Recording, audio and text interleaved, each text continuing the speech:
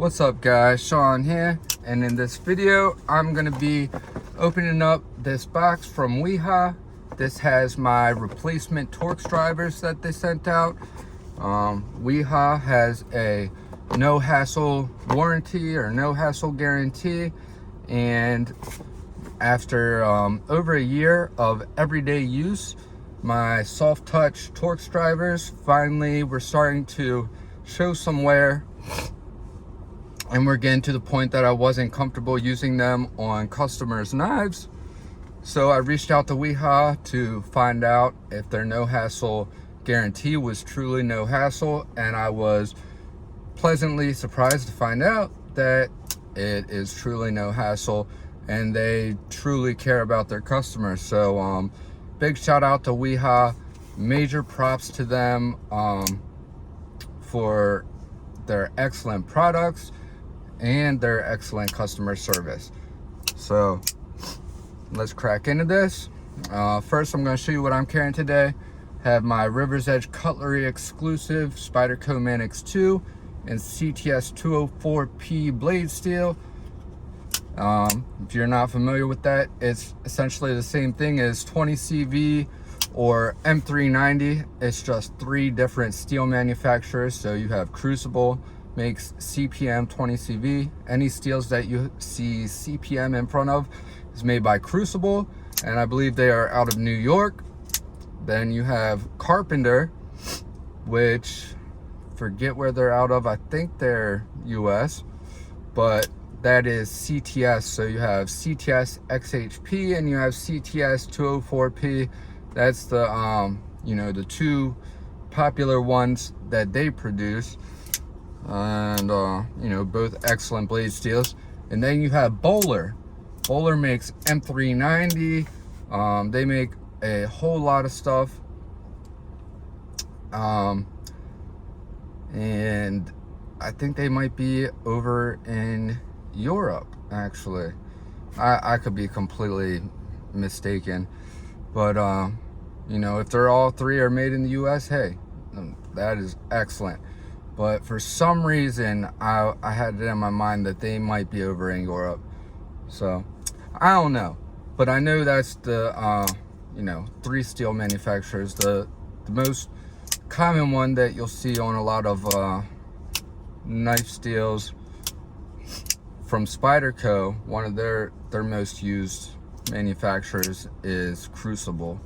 So, Crucible Powdered Metallurgy. That's what CPM stands for. Really good stuff. So let's crack into this.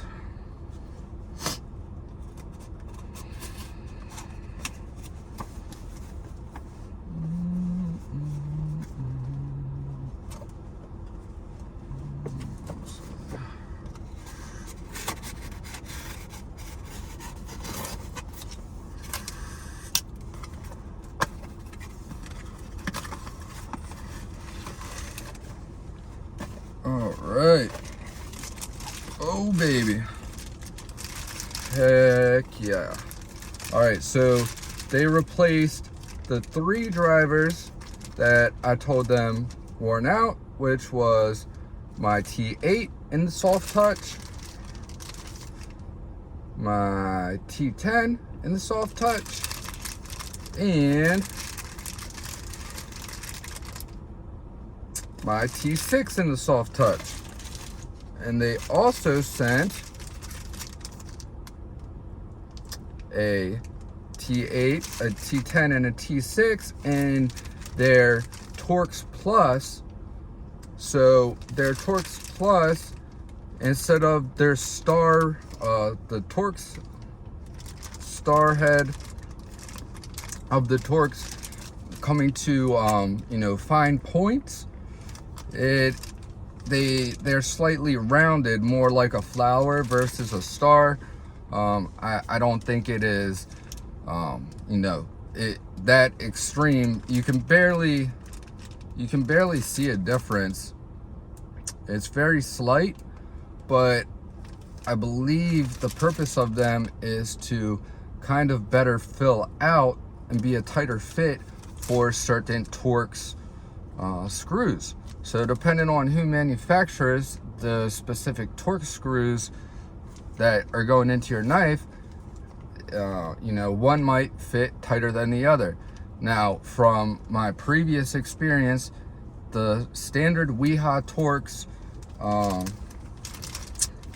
soft touch drivers, the regular Torx, not Torx Plus, they are a exact fit, very tight tolerances, excellent quality for all the knives that I've used them on, which is primarily a buttload of SPYDERCOs, some BENCHMADEs, some zero tolerances, and then even stuff like, you know, KONIG, Chavez, some REIT, Microtech.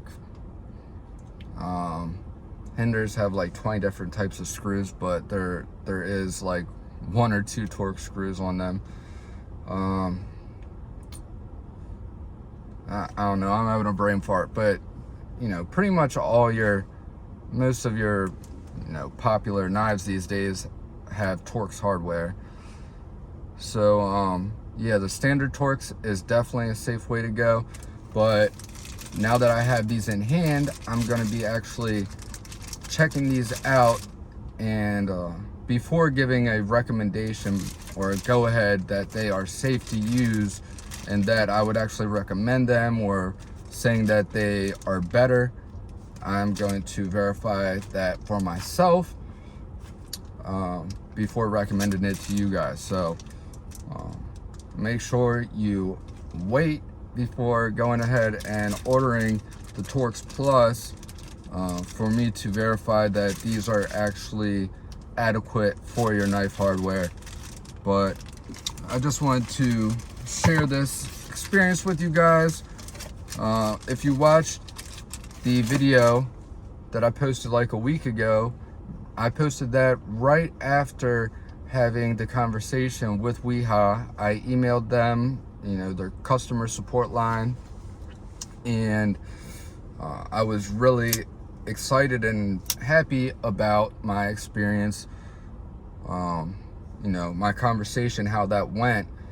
And so I did a video following that, and at that time, her name is Michaela, who was my customer support for Wiha. She told me that they would be immediately sending me out replacements and also the Torx Plus to try out. And she said that some knife manufacturers are using them. I had somebody else tell me they spoke to Wiha.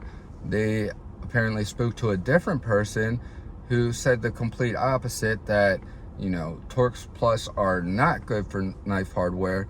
So 2 different things from 2 different people, both from the same company. So I'm going to you know, do a little bit of testing for myself and find out for sure. And I just wanted to do this video as a follow-up. So I think that about covers it all. Oh yeah, one more thing. Other knife I'm carrying today is my BENCHMADE Griptillian. This is the 550-1. This has been discontinued, sadly, but this is one that I had pretty much always wanted ever since I saw it. It is a upgraded version of the BENCHMADE Griptillian. So you have the open back construction G10 scales versus the closed back construction FRN or Grivery, or, you know, plastic. Well, G10 is pretty much plastic too, but just not as nice of plastic as the G10. So this is actually 2 layers. You have the blue underneath and the gray on top. It is, you know, it's one, each side of the scale is one piece, but the coloring of the G10 is done in 2 layers, which is pretty cool. And you have the beautiful blue back spacers. I purchased this knife on the secondary market. If you saw the unboxing, this came with Applied Weapons Technology scales on it and Applied Weapons Technology backspacer, which really matched the theme of this guy right here. And I loved how it looked and it felt pretty good, but it had some not so great lock stick. The action, it was very smooth, but it made the spring, the Omega springs, feel even weaker than they do currently with it back to the stock configuration. In the stock configuration, it feels better to me. I like the contours on these stock scales. Has some nice contouring, very smooth, round, fills your palm nice, really good grip to it, no hot spots whatsoever, really good feel. Nice thumb ramp with some spaced out jimping. It is not aggressive at all, not sharp at all, doesn't really offer a whole lot of traction, a little bit compared to, you know, no jipping. It might offer a little bit better traction if you are wearing gloves, you know, and it had the material can actually kind of grab onto it probably a little bit better than your skin will. Your skin kind of just slides over it, not a big deal. You also have jimping down here, which is kind of recessed a little bit, so you can place your thumb there, or you can choke up a little bit, which I like. My thumb on the thumb ramp, feel like I have better control when cutting. And the only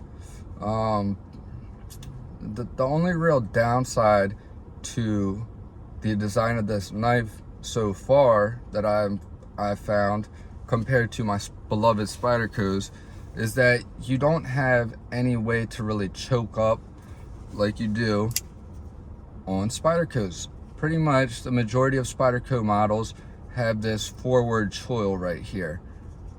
They have the thumb ramp with more aggressive jimping than what you have here on this Benchmade. Very nice grip, very locked into place, and you have this choked forward option as well as the standard grip.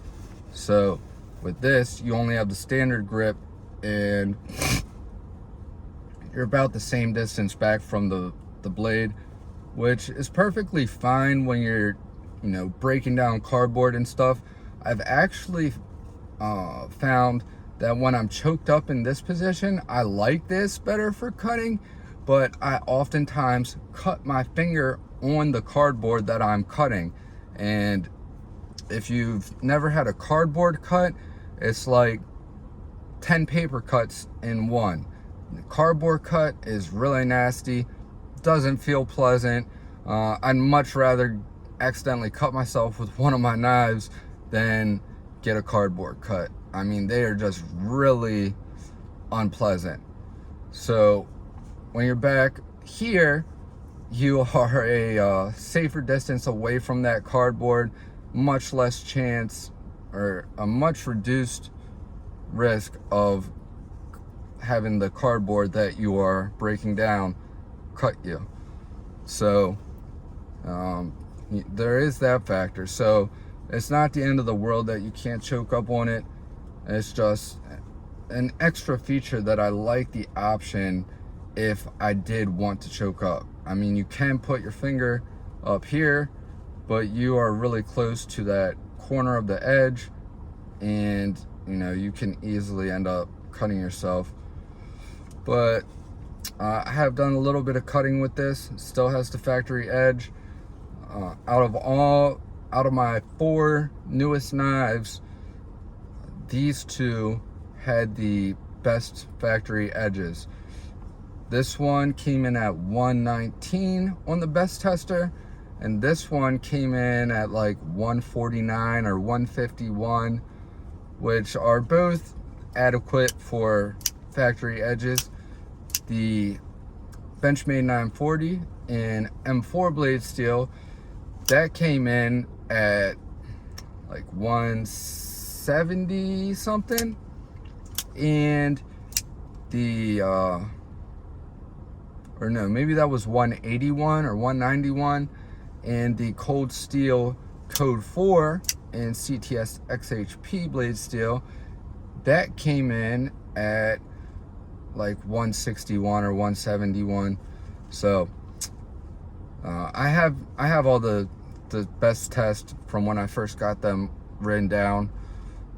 That's something that I've been doing lately, is actually testing the knives as soon as I get them to see, you know, so I have a record and a comparison with actual, you know, testable, measurable, or a testable measurement of sharpness that these knives come from the factory, and can compare amongst the different knives.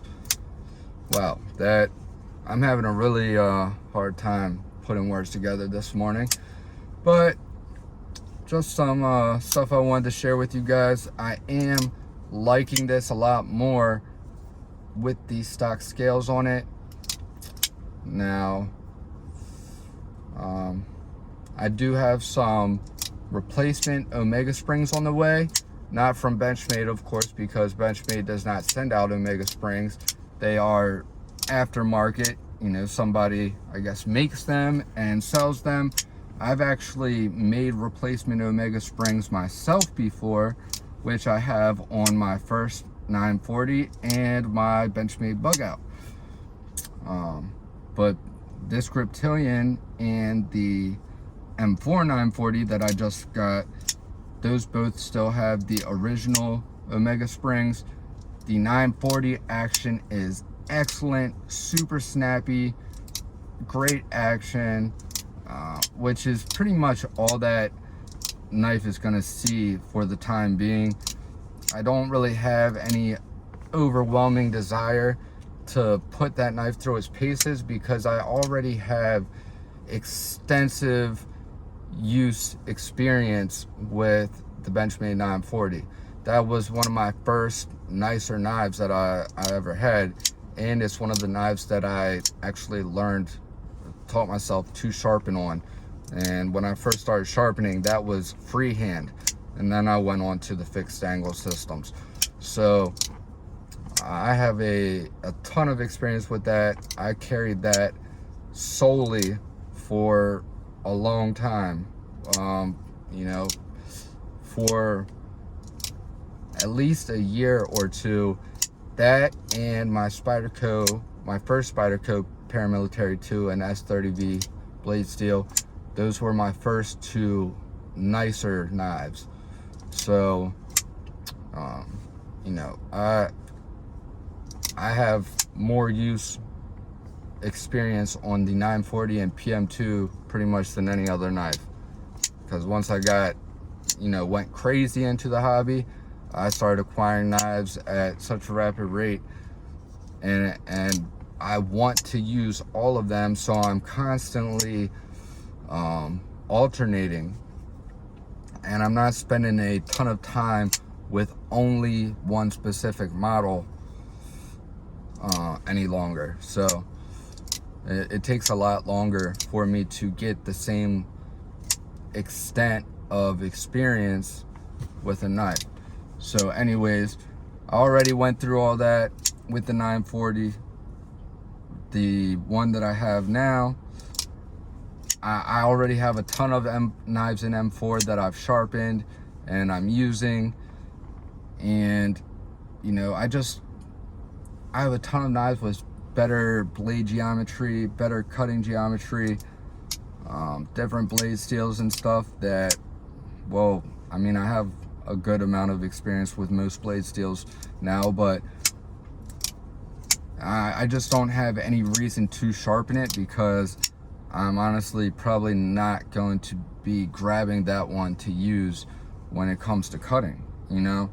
I'm usually carrying at least two knives, and if that happened to be one of them, it's probably not the one that I'm gonna grab to do any real cutting. Maybe I'll open up my mail with it, or cut open a wrapper or something, but for the time being, I like the way that one looks, you know, clean and stock and just minty fresh, which I can't say for a lot of my knives, because I typically sharpen and use every single knife that I buy. So, you know, it's not gonna kill me to have one that I just keep kind of, you know, new looking and all. And especially considering the fact that I don't really have any reason to want to use it. You know, I like the way it looks, I like the way it feels, I like everything about it. You know, it cuts okay, but I don't know, maybe I'm weird, but it's just me. You know, 940 is a great knife, but I have one that has a sharp edge on it right now already, that I've already put through the ringer, that I can grab and use and abuse any day. And it's not like I don't have any other knives in M4 blade steel to use and test and compare and all that good stuff. So eventually one day, I'm sure I will end up putting an edge on it and using it, but for the time being, that one is, you know, kind of at the back of the priority list. Now, out of the 4 new knives, one of them already got a fresh edge, and that is my Code 4 in CTS XHP. If you follow me on Instagram, then you've probably seen that edge. I will be, you know, showing that in a video, maybe do some, you know, best test it and get some cutting footage and stuff. That one came out really, you know, nasty sharp, sharpened up excellent. So that leads me to believe that Cold Steel did a very nice job on their heat treat for that XHP, and it's a major bummer that they no longer make that knife in XHP blade steel. And even more of a bummer, I've heard recently that Carpenter is no longer going to be making XHP steel. So that's a big bummer. Even more of a reason that I had to jump on that when I saw that knife pop up. But on the agenda for today, other than cutting hair and making money, you know, paying the bills, I am going to probably be putting a fresh edge on this guy right here. And then next in line to get a fresh edge will be this one.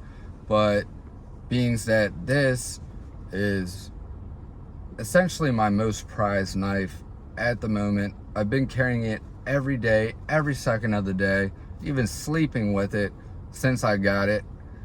And the fact that it was the sharpest out of all the 4 new knives that I have in my rotation. This will probably be, it'll probably get an edge before the 940 because I'm going to be carrying this a lot more and using it a lot more. But the edge is still very healthy, and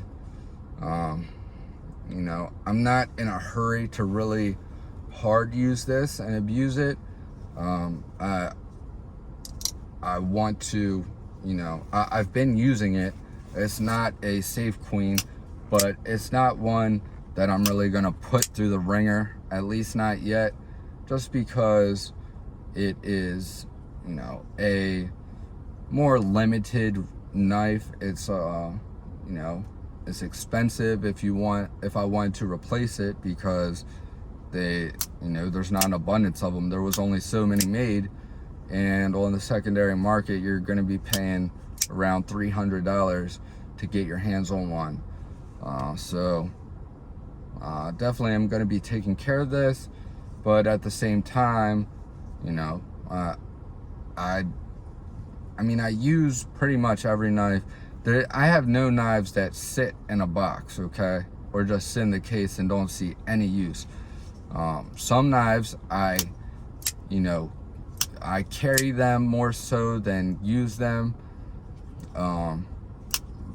which is very few. But you know, there are some knives that just aren't very great at cutting, even with a sharp edge, such as my hinderers, like my XM18s. I have the 3.5 inch harpoon spanto and the 3.5-inch slicer. And even the slicer grind, it's not slicey, it's not particularly good at any type of cutting, so I don't really have any real urge to cut with it. You know, I've sharpened both of them a couple times. I've done the working finish edges, which that's going to be with the hinders and their heat treat and the steels they use and everything. It's probably going to be your best bet for you know, any type of extensive use. If you want to get the most life out of an edge and the best cutting performance with those thick blade grind type of knives, you're going to want a really aggressive edge that can kind of just, you know, act as a saw essentially. But when you have a nice a really nice blade geometry and you know, a knife with good cutting performance, you can do a little bit more, especially when they really optimize their heat treats. Then you can get away with a lot more and get into the, you know, semi-polished and mirror polish and still get very good performance, which SPYDERCO is a excellent example for that. There's not too many SPYDERCOs that you can't do a polished edge on and still get very good performance. It might not be the highest absolute, you know, maximum performance and maximum edge retention and toughness and all that, but it's going to be very good and probably a lot better than the stock edge cutting performance versus, you know, a knife that is OEM'd in China with a average heat treat. You know, that I can put a mirror edge on anything and I can make it, you know, sharp and functional, but it's just a question of how much use can you get out of it before it kind of slicks off.